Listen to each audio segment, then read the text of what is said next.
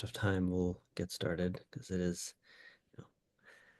we have the right number of people. So good afternoon, everyone. I'm Ali Reza Mansour. I'm a neurosurgeon at Penn State, and I'm the co-chair of the SNO Young Investigator Committee, together with Jake Young, neurosurgeon at UCSF, and Jessie Ahmadi, neuro-oncologist at UT Children's.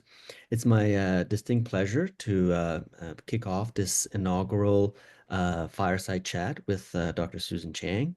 Thank you very much for joining us. So just to give you a little bit of background, as part of the activities that the Young Investigator Committee has been initiating, one of them is this SNO Central, which is kind of like our equivalent of Facebook or LinkedIn for neuro-oncologists, where we try to kick off activities and promote connections between mentors and mentees, senior people in the society and the field, with young and up-and-coming clinicians and scientists in neuro-oncology.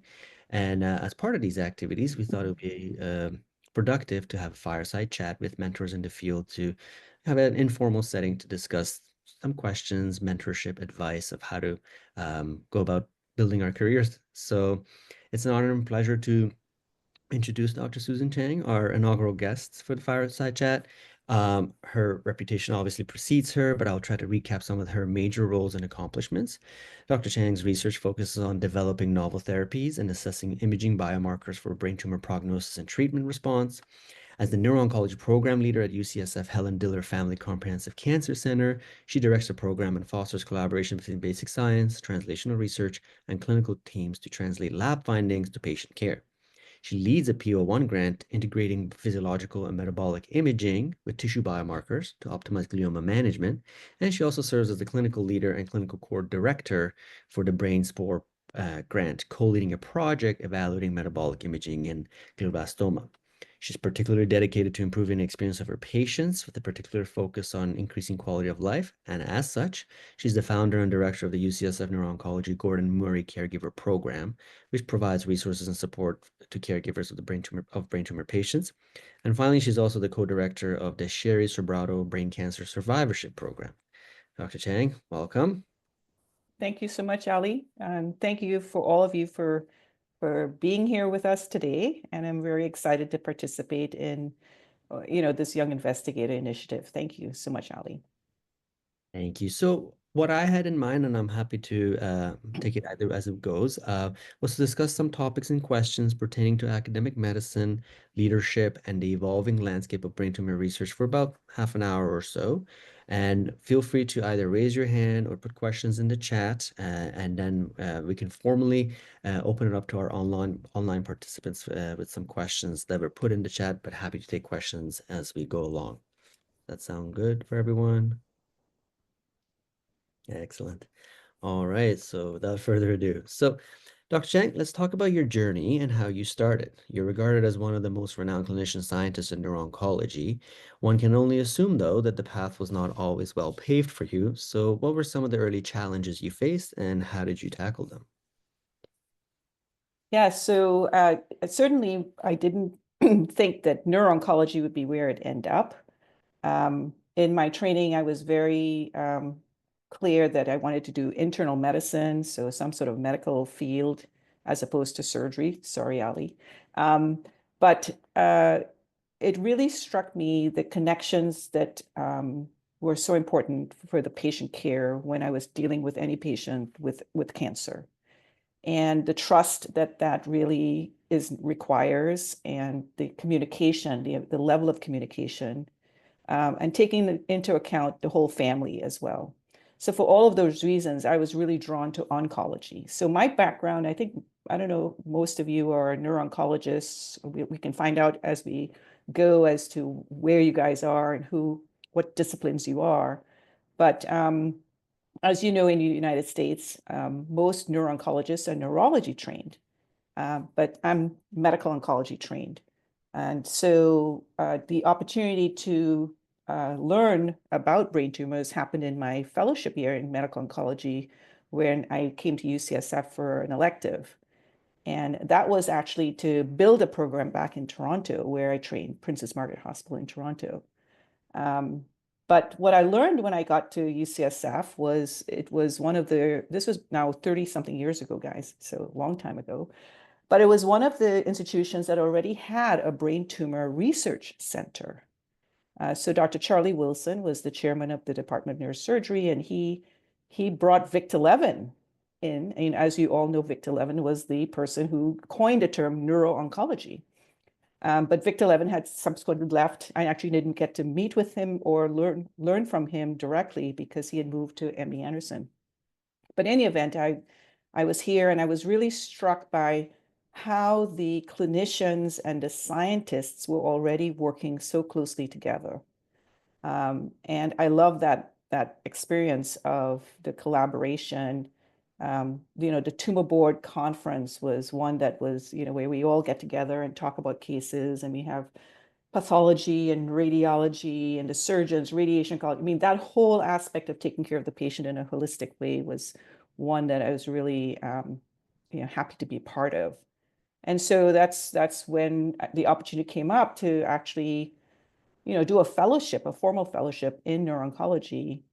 That was something that I felt would be really exciting, and the best place that I thought I could do that would be at UCSF. So thankfully, Mike Prados accepted me into the program, and I thought I would be at the UCSF for 5 years, learning what I needed to learn, and then go back to Toronto to work. But the environment at UCSF has been so amazing to work in, and I ended up, forging different research collaborations and just sort of cemented my career here. So I've never been anywhere else but UCSF. So Yeah. yes, it didn't start off with neuro-oncology in mind, but certainly oncology. And I think the patients that we care for are just so special, and I just love the field. So Mm. Isn't it interesting how we have our career path envisioned in front of us doesn't always turn out that way, but it's a matter of how flexible you are and how pragmatic you are in making a career. That's awesome. It's a very nice story to hear. So, if you were to look back at the environment back then, what inspired you to become a clinician scientist, how do you think the approach to clinical care and research and the integration of the two has evolved over the past decade or so, and particularly over the past maybe 5 or so years, let's say? yeah, I think so I'm not a PhD, so I'm a clinician. Um, but I knew I wanted to be in academic medicine because I wanted to explore like clinical research, for example, and clinical trials.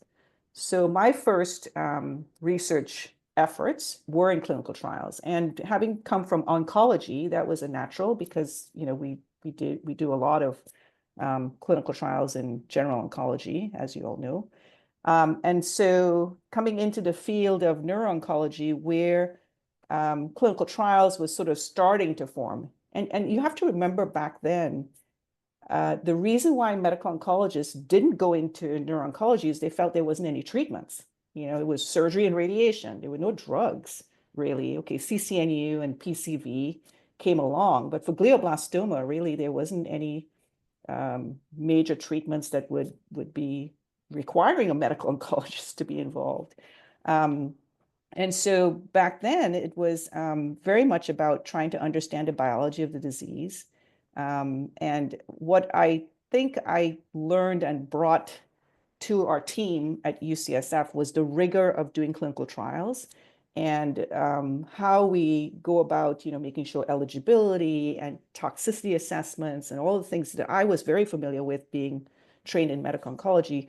I could bring that to the team and sort of enhance what we were doing.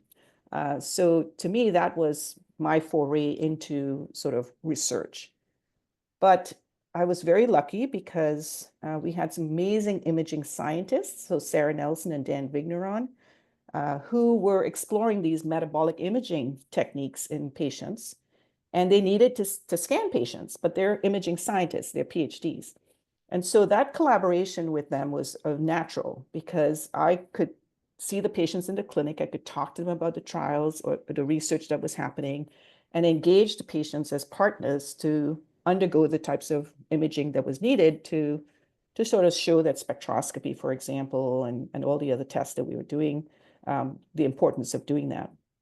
And so that was sort of a nice way to bridge what I could bring to the science, which is the patient population. So that's very translational. And then the other part of it that changed for me was working with the basic scientists like Joe Costello, who was exploring epigenetics. Well, I had learned about the basic science of oncology and knew about mutations and proliferation and so forth, but I actually wasn't very familiar with epigenetics at all. And so this idea that you could modulate a gene because of epigenetic changes and the activity of the gene, that to me was just fascinating. And the fact that methylation of MGMT and all these things, epigenetic aspects were starting to be known for glioblastoma, for example. I mean, all of that just seemed very, very interesting. And so collaborating with the basic scientists, understanding the biology was another area that sort of opened up for me. And I actually attended his labs, rounds and so forth, so that journal clubs, so that I could learn from them in terms of the papers that they were reading. But then when it was my turn, I would bring a clinical paper to them and they would have to read about a phase 3 trial. And so that kind of interaction was very, very, you know, uh, integrative and synergistic.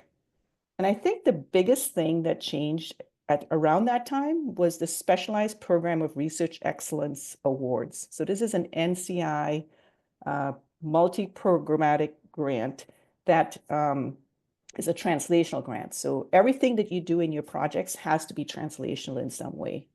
And what that meant was that every project had to have a basic science lead and a clinical lead. And when that opportunity came up at UCSF for the first time, because there were many spores that existed for breast and lung and leukemia and ovarian and all the other cancers. But for the very first time, about 30 something years ago, is when they launched the opening to allow for a brain tumor spore to be part of this program. And that to me really solidified this sort of interaction between the basic scientists and the clinicians. What you're asking, Ali, was like, how are things different now? And I think that to me, if you're a clinician and you're an academic center, you can certainly focus your research on clinical trials because that's desperately needed. We need to be able to bring what we're learning in the lab and translate that to patients. And so being a very good clinical researcher is very, very important. And, I'm going to tout our clinical trials course that we've had for a number of years now for SNO, because it's really important to do those things rigorously and to understand how you assess the results of your treatments too. That's so important. But you can also be the clinical counterpart to some of your scientists that are working. For example, tissue is so important. As you all know, what's changed in the last few years tremendously has been the classification. And unless we, as clinicians, help talk to our patients about participating in tissue-based types of research, the scientists aren't going to have the tissue to be able to work on it. So that partnership has to happen as well. And some of the things that we experience, like, when, for example, Dr. King-Cross and when he saw that patients being treated with oligodendroglioma had a specific response and a dramatic response, that was a clinical finding. And then he was like, well, we got to figure out what's going on with those tumors. And so, back to the lab. And they could take those tissues and analyze those tissues and see what was different about that patient cohort. And similarly, I think, we knew that there were glioblastoma patients who did better than typical glioblastoma patients. Why was that? Well, that was because of the IDH mutation. So there are things that we find on the clinical side that sort of, if we talk to the scientists about what we're seeing in the clinic, can actually spark interest in research in that regard. So that kind of synergy, I think, is really, really, to me, is exciting. It's collaborative. It's sort of engaging and, very creative as well. I think nowadays, many of you, I don't know how many of you, maybe put your hand up, are MD PhDs.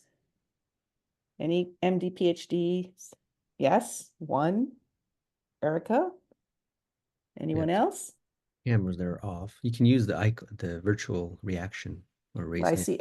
So I see one, Erica, put her hand up. But I think clinician scientists who are truly clinician scientists, like MD, PhDs, who trained and want to have a balance of clinical and research, I think that is becoming more challenging, right? Because the way medicine is evolved over time, and I've seen this in my career, is how much, about patient care is important. There's no question about that. The emphasis on that in terms of, being able to see enough patients and the patients have to have access to your care. That's a priority. And balancing that with, of course, NIH funding or research funding is the other balance, right? In terms of how do you make sure that you can sustain yourself when the environment is ever changing. So the challenges, I think, now are much more about how do you ensure that if you are truly, a clinician scientist, how do you make sure that that is a sustainable way for you to move forward in your own career, realizing that over time, and we don't know where things are going to go with research funding right now with the current state, but the things like the impact on indirect costs, all of those things are going to have a general impact on how we do research. So, and that's Yeah. a reality that we're facing, and it's something that's happening on a daily basis where we don't know where things are going to go. So I think that uh, to me, ensuring that you have good collaborations with your scientist counterpart, if you're a clinician, in terms of understanding what strengths you bring to that is going to be very important in general. Thank you. And I think this was actually a good opportunity. Now we know how many we have PhDs, MD PhDs here, but how many in the group have a lab or are aspiring to open up a lab in the future? Okay. We have one at least on camera. Okay. Obviously, it's a very challenging environment. Christine, are you basic science or translational or I'm epidemiology. okay. Okay. And I'm a fourth year PhD student, so just entering the workforce here soon. Okay. So is it like a dry lab or like a wet bench lab? I think it would be a combo Okay. because I'm trained in both wet and dry lab. So Nice. trying to be as flexible, I guess, as possible in this environment. Right. You got to be ready to pivot. And Jabad, you turned on your camera. Um, Yeah, I'm a pure clinician, didn't have the luxury to do a PhD. I'm a neurologist. I do oncology here too. A quarter of my practice is oncology. So, all right. And Erica, you said you were MD PhD. So what is Yes. your area? So I'm a neurosurgeon from Japan. So I got my MD, PhD both in Japan. So in my case, it's a bit different from the US graduate. And currently I'm working as a postdoc research fellow in Dr. Brastiano's lab in MGH. And so for this few years as a postdoc research fellow, I only did research. So now I would like to go back into clinical field. And ideally, I would like to have my own lab and do translational research and also be a neurosurgeon as well. So that's my ideal goal. So currently I'm struggling to Yeah. pursue that way Yeah. Would this be in Japan or the US? in the US. So Right. yes, I'll be going back to clinical. So from this summer I'll be doing pre-residency fellowship at Mount Sinai. So hopefully I can get some neurosurgical oncology fellowship from 2026, 2027 somewhere. So after that. Gotcha. Gotcha. So I think the group is small enough that, how many of you are neurology trained and what are your areas? I think we can open it up a little bit, right, Ali? Is that okay? Yeah, absolutely. Yeah, yeah. Vian, go Yeah, ahead. sure. Yeah, so I'm neurology trained. I'm currently in doing my second year of fellowship in neuro-oncology at also Mass General and Dana-Farber. And I'm interested in kind of sort of the path you outlined earlier, pursuing clinical trials for glioma, but also it's still a little bit open. I'm interested to sort of consider what the options are in this space in terms of pursuing kind of a purely clinical or clinical trials focus versus trying to partner with scientists to do more tissue-based research or both, or still kind of figuring out how to navigate those questions. So I'm interested to hear your insights. So Great. And Scott? Hi there. I'm an undergrad, but I work in Nick Vitanza's lab. So I was just kind of trying to pop in and learn. Yeah. Oh, that's absolutely. Good to start early. Yeah. Yeah. And the others don't have their cameras on, but I don't know if you wanted to. There we go. Sophia. Hi, my name's Sophia. I'm a resident in neurology at Northwestern, so I'm applying into the neuro-oncology field, like fellowship this year. I'm interested in CNS metastases the most, but obviously I have a lot to learn about the whole field, so that's why I'm here. Great. Maya? I guess I'll do the most senior.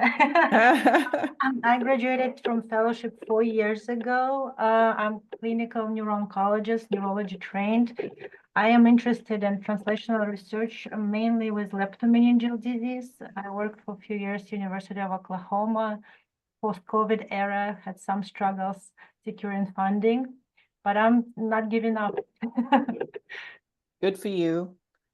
Kushbu? You're on mute. Hi, I'm Kushbu. I have worked in the field of glioma biology as a basic scientist for more than 15 years, starting from my PhD. Right now, I am in MD Anderson working on neuronal regulation of gliomas in the lab of Dr. Yuan Pan. And yeah, I dream to have a lab of my own someday, and I will be looking forward to have collaborations from clinicians, basic scientists. I think collaboration is the way to go. Great. Dolly? Hi, sorry, I just joined. Tell me what the question is. Just who you are and where are you at in your career? So I'm a pediatric neuro-oncologist. I work at Emory Children's Healthcare of Atlanta. I started here in 2009 and finally just got my promotion this year. Congratulations. Congratulations. Assistant to associate. I do a lot of clinical research, and I'm part of the developmental therapeutics team, phase 1 and 2 studies, and I have a couple of clinical trials with immunotherapy in pediatric low-grade gliomas. Great. And Neetu? Yeah, hi. I don't know why my camera is not on.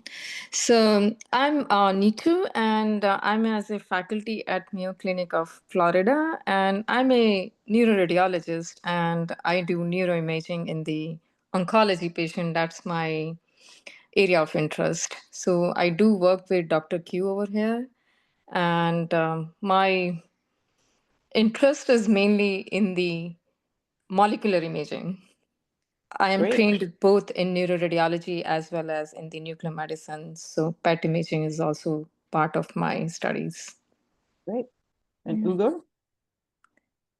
Hello, yeah, I'm a practicing neuro-oncologist at Mayo Clinic. So I might have 1 year on here. I think it's my 5th year in practice. I direct the fellowship program here. I'm also the division chair. So I work primarily on access to healthcare studies. Love hearing your perspective. Thank you so much for this. Yeah. And which Mayo?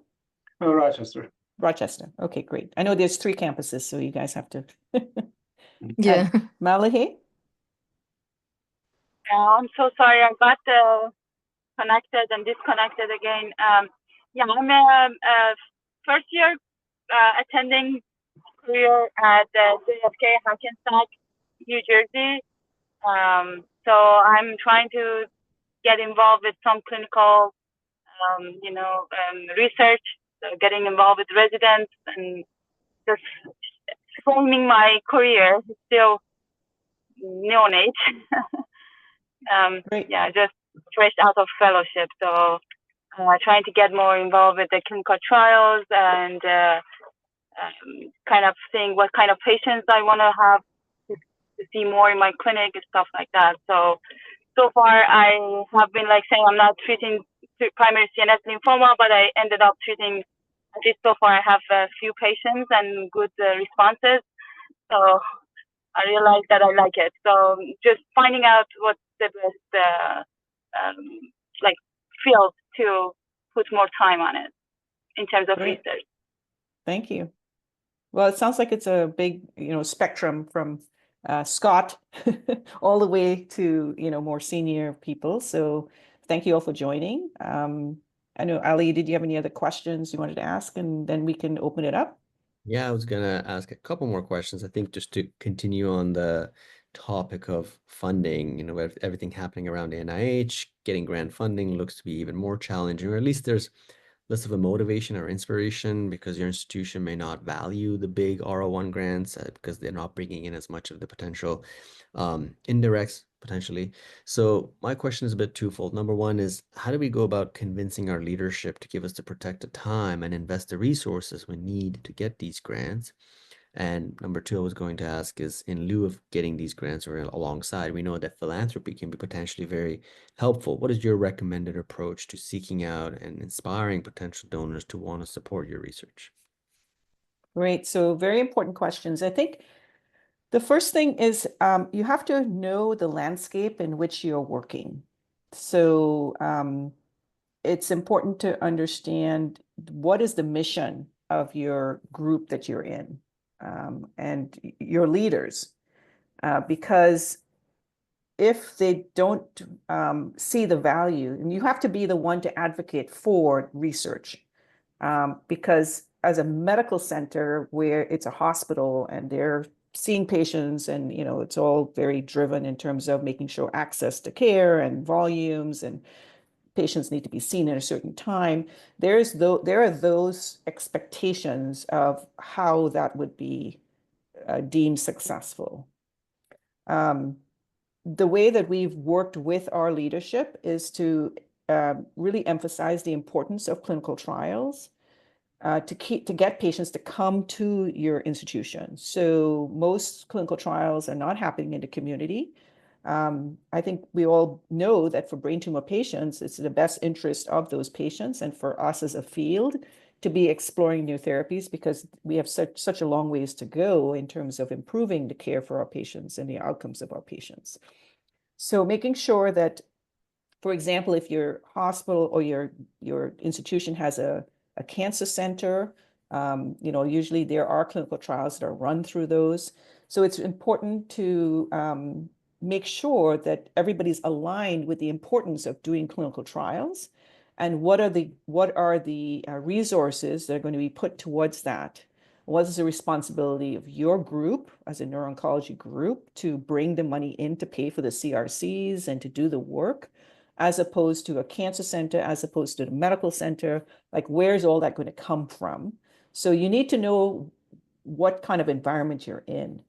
And if it is important then to pursue clinical trials, then you have to have the time to be able to do that and to do it well. And so I think it's all about sort of setting the stage very early on in terms of why this is so important. Patients want to be a participant in trials because they know what the standard treatment is like. And some of the new therapies is sort of a representation of, our understanding of the biology. So all of those reasons, I think it's important in terms of, making sure leadership understands the value that's added. Because, if they only look at the bottom line, which is how many patients are seen, how many patients go through the system, they're just going to want you in clinic, and they're just going to want you seeing patients every day. But that's really not, for me, it's not sustainable to see patients every day. But also, if you're in academic medicine, there's a reason you're in academic medicine. It's because you want to, you want to teach, you want to be able to do research, you want to be creative, and you want to be able to advance the field. So that all has to happen from the very beginning. I think if you're looking for a new job, for example, and you're trying to see, is this going to be something that is important?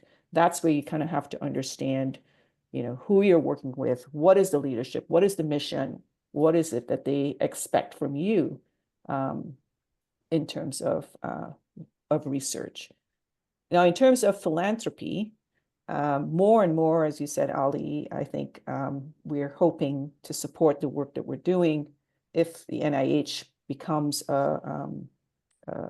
difficult in terms of not only the level of funding, what they're funding, but also with the indirects. So we're getting kind of hit on all sides, right? They're cutting the budget for the research itself. They're taking away potentially the indirects. And now they're telling you what kind of research you can or can't do. So that's a lot for us to be processing as we as things change. What has been great for me over the years is being able to partner with grateful patients, grateful families. And what I would say to that is, if there is someone who expresses to you that, they would like to help you, make sure you know in your own mind what areas you would like help with. And I know that some of my colleagues sometimes feel uncomfortable actually talking to a patient and a family about that, especially if it's the patient you're still taking care of. So what I always did as the division chief was, I would have them come to me, and then I would sort of broker it for them, because your doctor-patient relationship is very precious and very you have to make sure the patients and you don't feel uncomfortable with talking about them helping you. And so that's something that I can do, or your chair or your division leader can do. But the most important thing when you talk, for example, Ali, if somebody came to you and you're seeing a patient and they said, we'd like to help you, but you don't feel comfortable talking about that, right? So you'll say, that's fantastic. I'd love you to meet my chair, my division leader. And then you refer them to me, for example.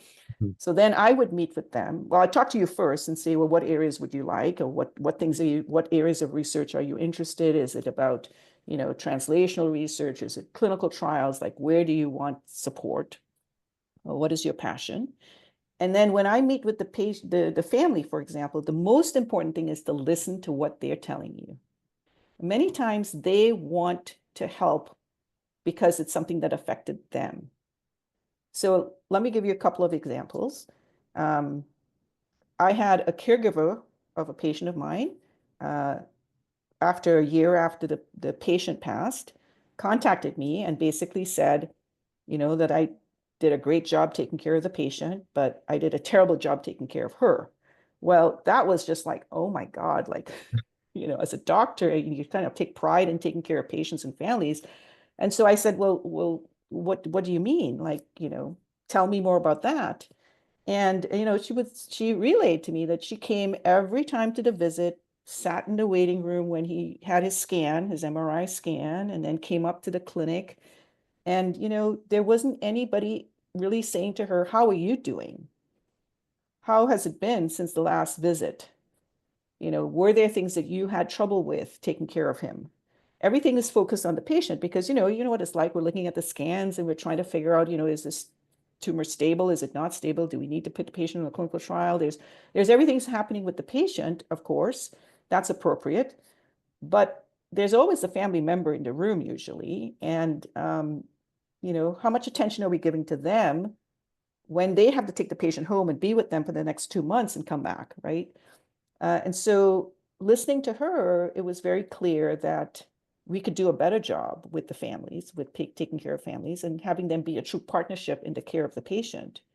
And that's when I just said, okay, well, what would you like to do about this? And that's where she was able to get some fundraising done. And that's how our caregiver program started about 11 years ago, where we have a dedicated nurse, a dedicated program manager, a dedicated social worker. They take care of the patient, the family. They don't interact with the patient. They take care of the family. And that would not have been possible without that ability for that person to come to me and be honest about what happened to her and how she experienced the care and wanting to make a difference. Another example is our survivorship program. It was started by a patient who was in her 20s when she was diagnosed with a brain tumor. She's in her 50s now. And she came to me and said, you know, when I was in my 20s and was diagnosed with a brain tumor, I had no support. I didn't know where to go. I didn't know who to talk to.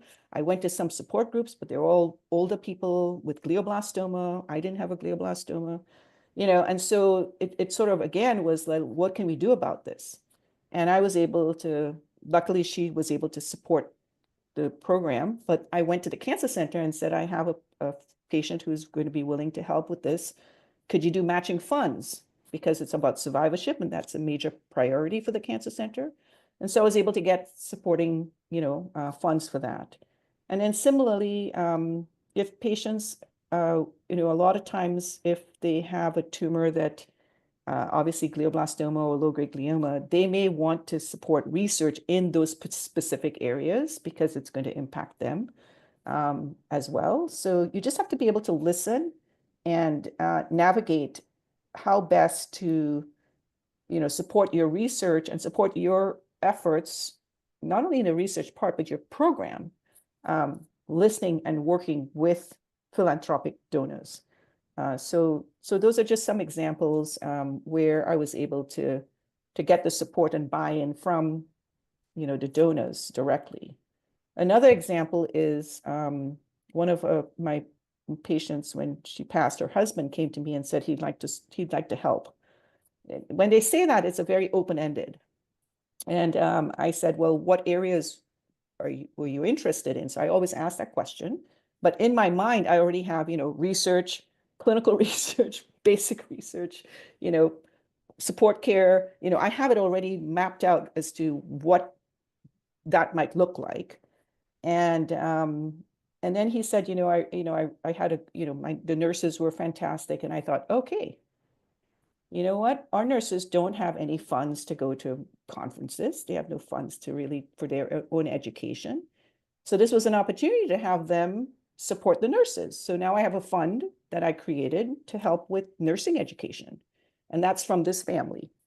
So these are just examples on how you can help out your whole program, both in the clinical research, but also, you know, people that you work with as well, right? So. Yeah, those are great examples from the whole spectrum.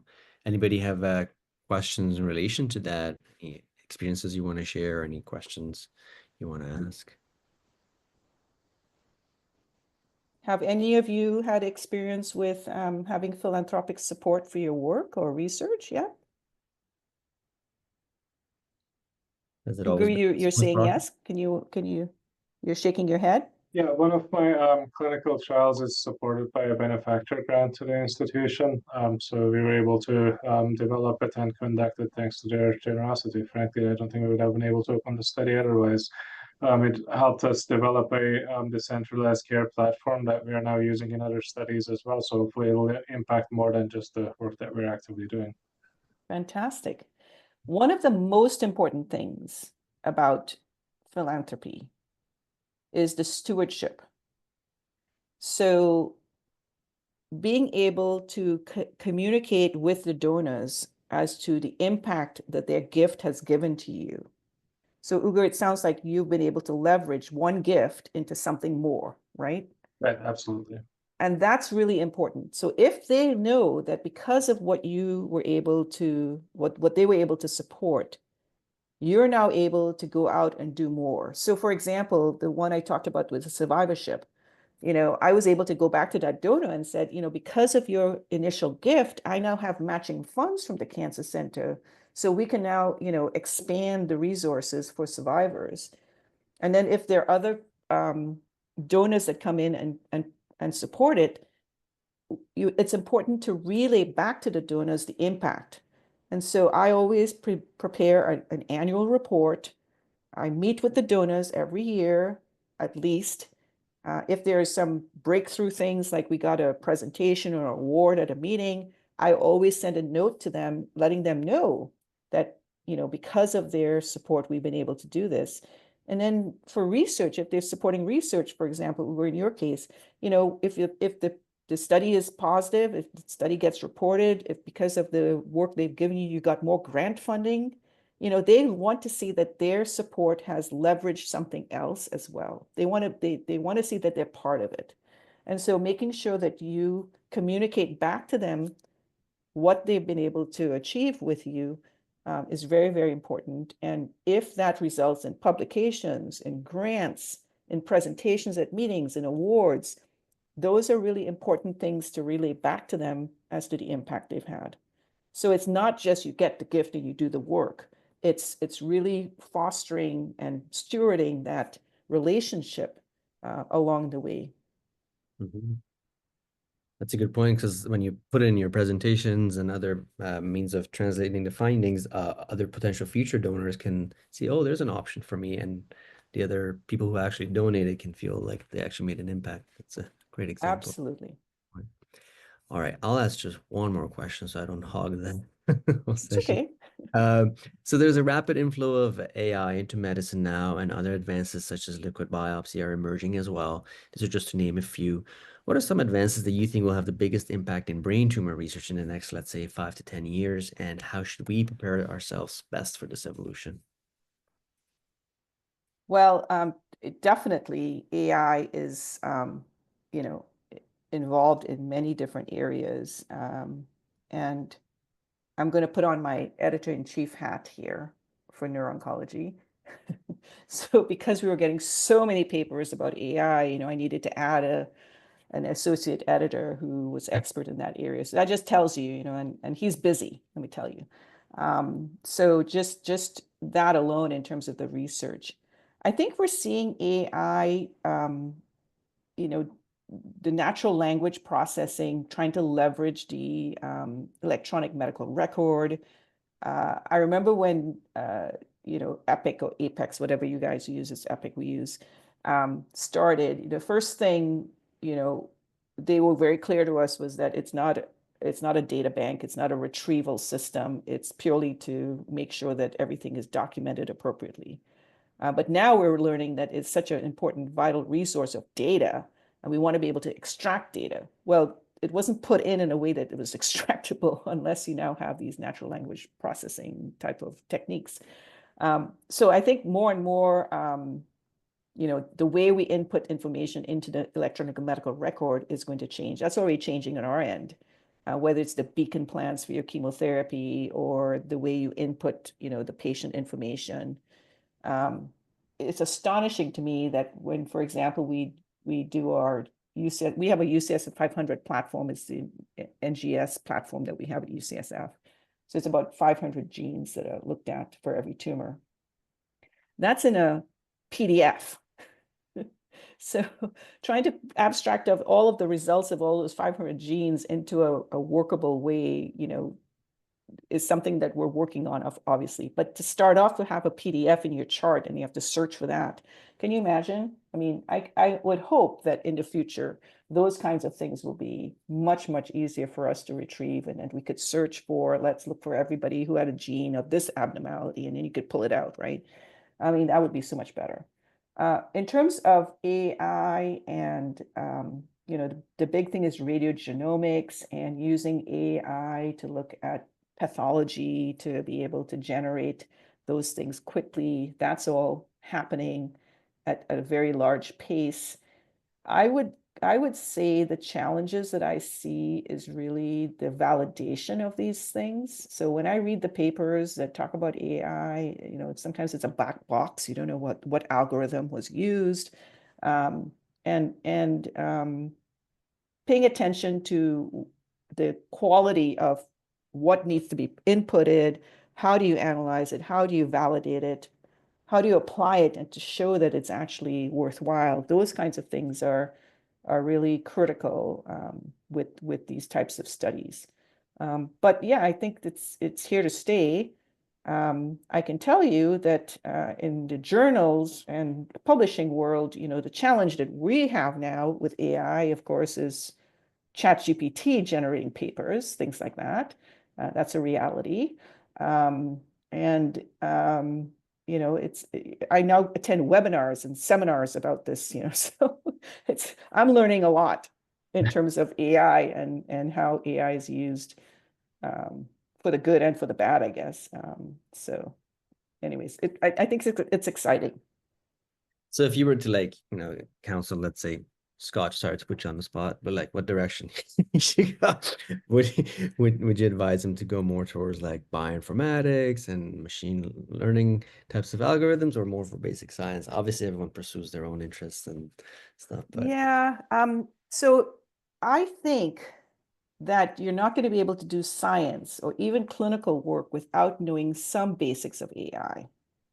I mean, I see AI as a tool, right?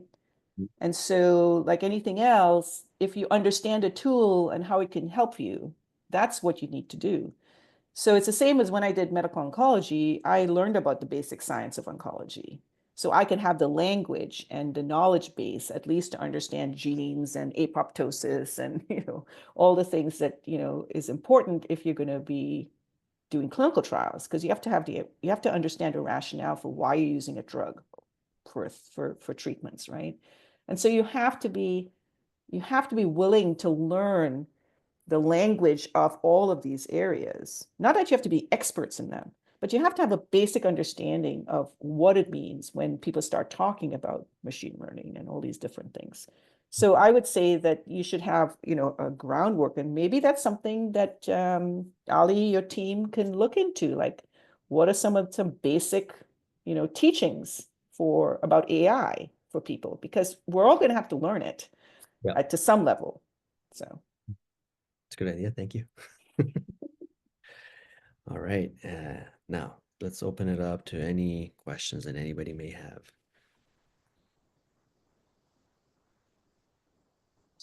May I ask one question? I'm not sure if this might be like out of scope for this meeting, but I would like to know about how would you make more chance to get academic position or like a job for like academic the position where you can like dedicate a bit more for research, not only clinic, like half and half is kind of ideal, but like how can you like get those job more like like what you need to like try to do to get those kind of jobs?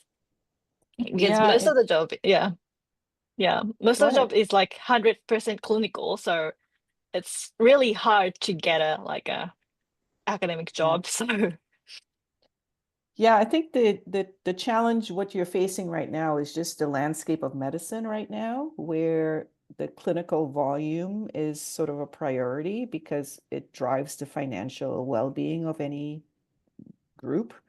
I think that the the academic institutions still have a mission and a priority to deliver not only fantastic care and excellent care, but there is the education, the research, service, all the different aspects of what it takes to be in an academic environment. But it basically depends on the job postings and what's available. And, if unfortunately the way the landscape is going with research, that becomes harder to support because of indirect costs, because of funding level cuts and so forth. The opportunities for like a 50-50 may be more, certainly an 80-20 may be more difficult. Just the reality of it all. And if you have if you do have clinical, your expertise, it's more likely that most groups will want you to be in the operating room. Like, you will bring a lot more money to the group being a surgeon than you would be in a lab, right? And yes. so that's a reality, unfortunately. And so I don't know. I mean, maybe Ali, in a neurosurgery world, I mean, is that something that you're seeing already happening, where, the emphasis of, being in the operating room and making sure you fill those ORs and make And the sure clinic patients have template, access? yeah, clinic template, median lead time, OR, all those things, and it being encouraged to partner with PhDs, it goes back to the beginning, which can be super helpful. I've benefited a lot from that. And then I think, Erica, a lot of times it may start off that you have less protected time on paper at least. And neurosurgeons, they joke that your protected time is when you go to the bathroom or when you're sleeping. So on paper, you may not have what you want, but then it's up to you to make the most of the time that you do have. And then by virtue of getting these grants, which are hard to get, then you eat into the salaries. Perhaps for your first big grant, is good to allocate a lot of salary time for yourself, and then you can get the more protected time and then kind of build on that. It's very challenging. Like, certain institutions like Toronto, where I graduated from, they're very heavy in surgeon scientist program, UCSF, they're well-known programs for that, but others, may have more of a push for clinical productivity. So you just roll with that and then you make the most of it once you start. Thank you very much. That was very helpful.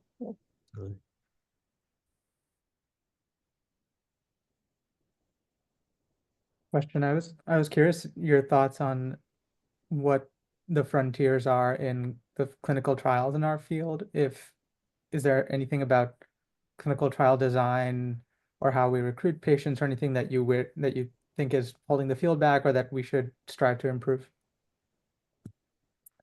Well, I think as you all know, sort of the excitement of a drug working is what's going to, right? I think when, for example, with the IDH inhibitor, when there was a target, it was clear that this target made a difference. It probably wasn't very difficult to recruit patients to that. I think some of the more intensive types of studies are going to be a challenge. So we all are aware of the challenge of blood-brain barrier disruption and using focused ultrasound, for example, which is very exciting. But a lot of those studies take a lot of things to happen. It's not just, patient comes in to get a pill. That's a very easy trial to get done. I think early phase studies are very challenging when you have a lot of PK/PD types of things. The importance of phase zeros, we talked about how important that is for the field. But the reality is a phase zero trial is much more difficult to run as well. So I think it's a balance between understanding what it takes to do those types of trials that are very small but intensive, and whether you have the bandwidth to do that. The cooperative groups, are very good at doing the larger type studies. There has been, efforts to do the smaller phase zeros and sort of phase ones in a different type of consortia. So we've had consortia in the past.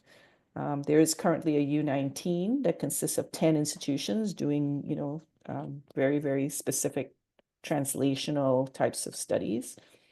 But yeah, partnering with industry to do those types of sophisticated, very intense ones can be challenging, but very important to do. I think the other thing that we need to be thinking about whenever we plan our trials is not just like time to progression and survival. It's the quality of life and the patient-reported outcomes and what is the impact it's having on our patients. What are some of the things that we can do to improve that aspect of the patient's survivorship? Those are just as important, I think. And it's not something unfortunately, we haven't paid a lot of attention to, and there's a lot of need for how to measure those things and incorporate that into an endpoint, for example, in addition. So I think we need to be better at that. We talk about accruing patients as quickly as possible across many different groups.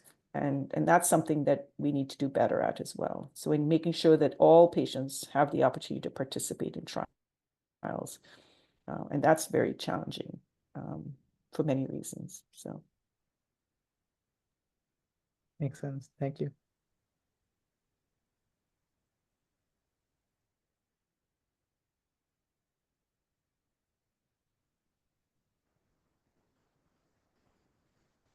No other questions?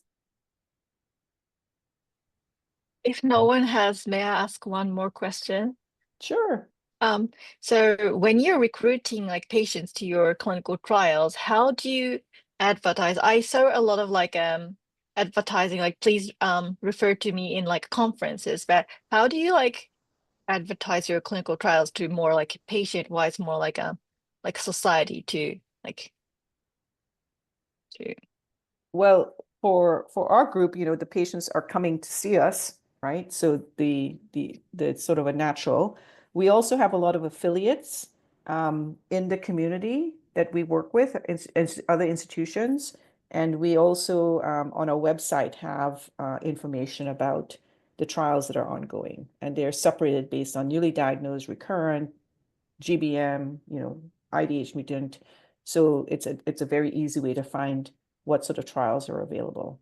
So we have it on our Brain Tumor Center website. We have it on a flyer that we share with our affiliates. But most of the referrals are because the patients are coming to UCSF for their care. And that's how we are able to engage with them in terms of clinical trials. Thank you so much. Yeah. Right. Well, just making sure. I have one question. Like, I'm from the neuroimaging side. And Yes. how can I be more associated with the neuro-oncology? Like, we are always dependent on the others. No, so I work with neuroimaging. I mean, that's all of my grants are imaging Yeah. grants, right? Yes.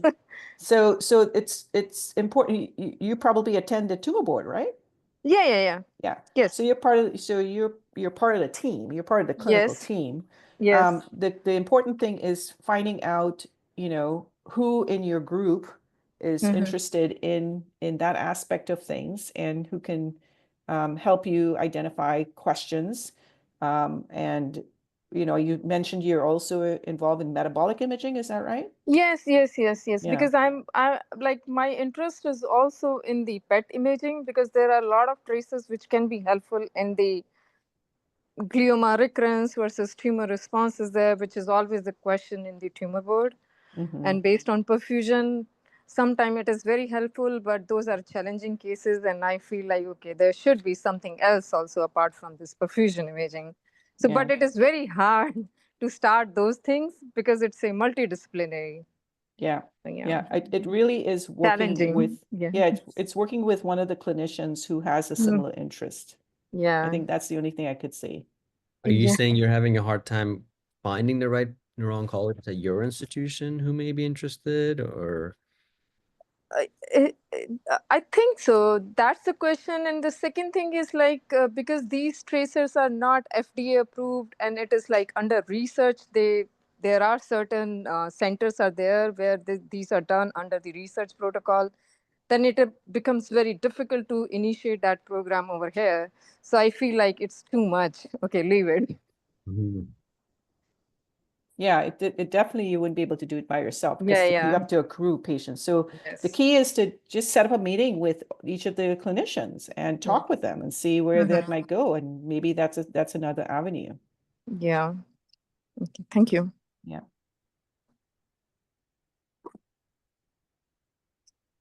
Great. Thank you so much. This was a great interactive session. Thank you so much, Dr. Chang, for your insight. And thank you for being a kind volunteer for our first fireside chat. I hope it was a good experience. No, it was great to see you all. And it's really wonderful that you're all excited about neuro-oncology. We need you in the field so that we can do better for our patients. So really appreciate that. And, we have a lot of opportunities to help you with between the clinical trials course that I mentioned. We have also a lot of career training that Ali can tell you about as well for the investigators. So thank you so much. you're Thank welcome. you both. Great evening, everybody. Okay, bye everybody. Bye-bye. Thanks. Bye-bye. Thank you. Thank you.